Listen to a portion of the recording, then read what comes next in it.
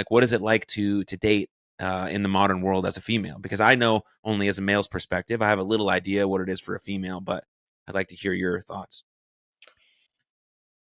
I think I've got such a warped perspective at the moment just because of where I'm at with my personal unique, experience of being this, 28-year-old single girl, young woman who's trying to navigate dating, but also is a matchmaker and sets people up. And I think that within itself is a whole nother podcast conversation and therapy session all in one.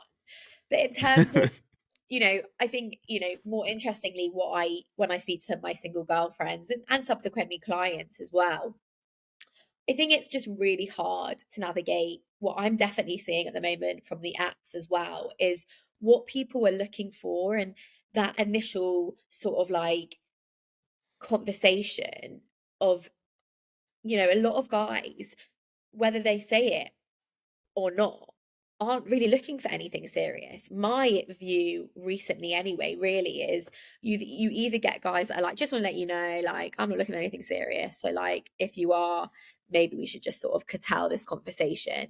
Is a lot of things that's happening at the moment. Or you get the guys that go with it, go on a couple of dates with you. Maybe you sleep with them, maybe you don't. And then after that, they sort of end things. And I think that's really Mm. tricky when we're living in this current climate of not really knowing what people are looking for, or knowing and then, like, getting the ick or just being put off by that straight away. It's been killed. Even if you could meet and actually, like, they could be the love of your life, you don't even meet them because they just say off the bat, like, I'm not looking for anything serious. But you know, dating's really hard. And not even, no, I'm not even saying that just as like a single female or a single female who has a dating agency. Like, it's just hard. Modern dating is hard. It's shallow. It's people think the only way to meet is the apps. Like, it's just it's stressful. Yes, it is. I mean, it's always hard. It's always been hard, but it's much harder now because of. I mean, I don't know. I'm not an expert by any means, and I'm not in the dating market anymore. But there's just like a few things that make it more complicated. I think promiscuity on both sides, men and female, makes it much more complicated because if the value of a real relationship or the institution of marriage is less valued than it was before, and all I'm looking for is sex, and women want to be more like men, so they want to have just more sex. That means it's easier to have sex with them, so guys don't have to try as hard to have sex with them. And then when they have sex with them, that's it, because they've gotten the cookie. So it's like this whole, and it's, of course, it's not the woman's job to make men better. That's not what I'm saying. But we can do a better job of trying to come together instead of having this zero sum game of, if women are better, that means men have to go down. If men are doing good, that means women have to go down. No, it's like sort of the constant elevation of each other, where we can sort of meet where we are, and create these reciprocal, cooperative, respectful relationships that can last over a long period of time. And if we're only thinking about the sexual aspect of it all, we're never going to get there. And so, not that the sexual aspect isn't important. It is important. It's important for all relationships. That's how you connect with someone. But the sex in a relationship will always be better if the emotional connection is amazing. And that's what we have to try and curate at the beginning of a relationship. But if all we're looking for is these like casual, low key things that just like are easy, and like we're not building anything. And I understand that aspect as a guy because I was there basically my whole life until I met Ree. Then I decided, like, okay, better figure it the fuck out, man. Um, but I understand that. So as guys, we sort of have to close that loop on it and be able to say that I'm ready to commit to one woman for the rest of my life, and then be on that path and actually stand by those words. And women the same way, because they want to do all of these things in their life.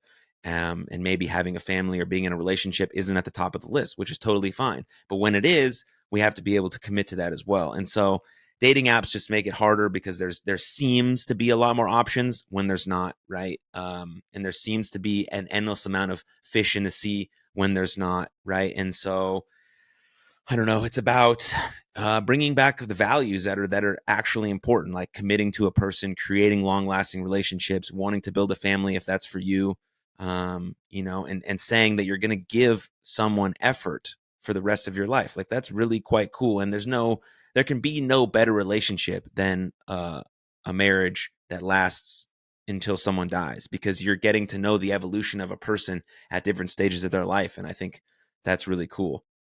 Sorry, I just sort of went on just like a little rant there, but yeah.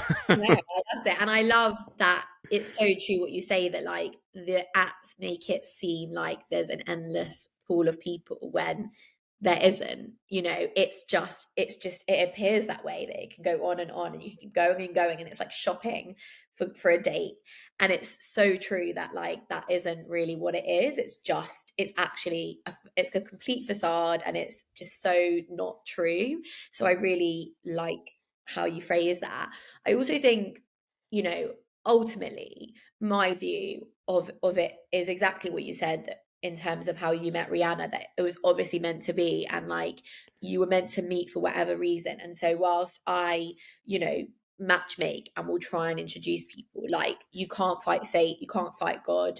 When you're meant to meet the right person at the right time, it will happen for you. And some people might say that's like toxic positivity. It isn't. I try and be positive about dating because I speak to single people all the time, and I hear their woes and how hard they find it. And I try and really separate my own feelings about dating with my clients, because it's sometimes can get too much for me when I'm constantly hearing this negativity. And I try and instill positivity and just sort of like trusting the process. Of course it's hard, if you want to meet somebody and it's just not happening, that can get you down. But I ultimately believe like what's for you won't go by you. And so there are people that go on 5 to 10 dates a week and they're not meeting anyone, and then there are people that rarely date, go on one date, and they meet the love of their life. It's just that there is a plan, and you just have to sometimes just trust the way, embrace the uncertainty, and like it will play out the way it's meant to. And it's really hard to hear, but I think there is so much truth in that, because at the end of the day, like your soulmate, I believe in soulmates. I believe that like you'll find them and they'll find you. But until then, keep doing that work on yourself and just trust that it will happen in the right time, I guess.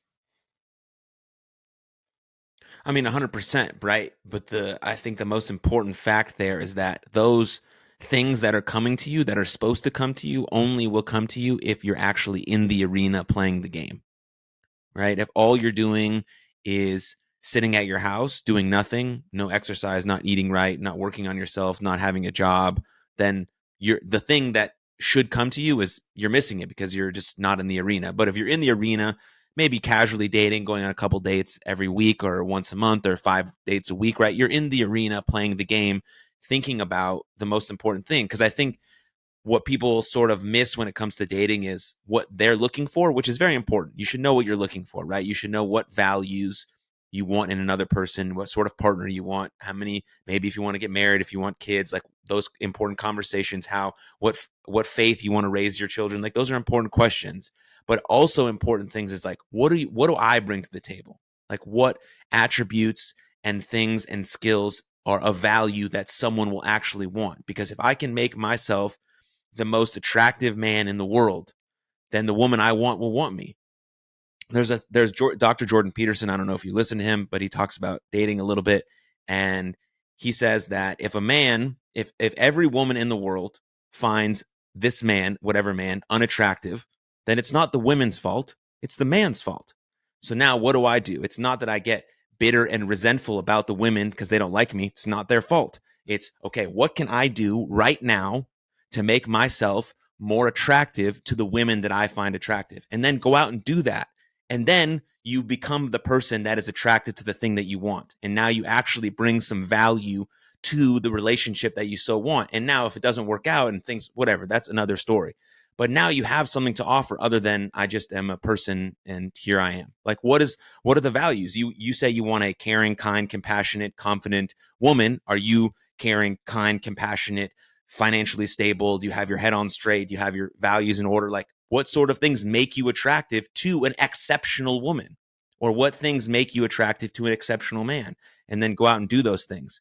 And so I think that part is missed a lot in dating, especially for young men who just expect women to like them for what fucking reason, right? Go out and be the thing that you know is attractive. You know what's attractive. You've seen it. You have role models. You see people on TV and on movies and in books and in podcasts.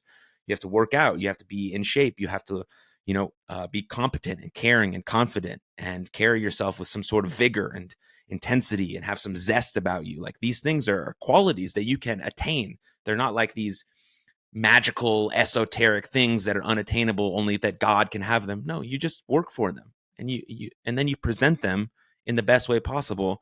And then, as you're saying, then the right thing will pop into your life, because if it's meant for you, it'll come for you. And then you're totally ready. And you're like, yep, here I am. I'm ready for this shit. This is what I've been working for. And so I think that's important also when it comes to dating.